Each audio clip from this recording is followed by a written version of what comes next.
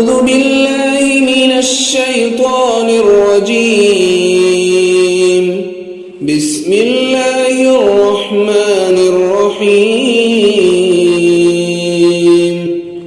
ألهاكم التكاثر حتى زرتم المقابر كلا سوف تعلمون ثم كلا سوف تعلمون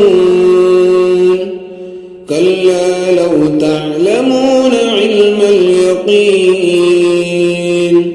لترون الجحيم ثم